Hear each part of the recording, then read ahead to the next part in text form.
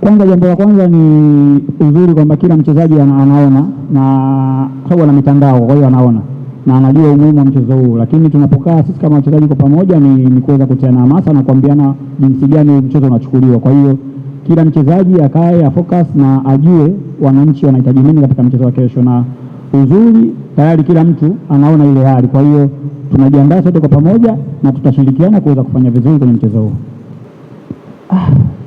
Yaani kikubwa ni kufocus sisi na timu yetu na kujua mwalimu ametupa mipango gani katika mchezo huo, kwa sababu tunachoamini Simba ni timu kubwa na wana wachezaji wengi wazuri ambao wanaweza kufanya vizuri kwenye mchezo wote. Kwa hiyo ni sisi kujiandaa na kufanya maandalizi yaliokuwa bora kuweza kukabili na kuweza kufanya vizuri kwenye mchezo huo.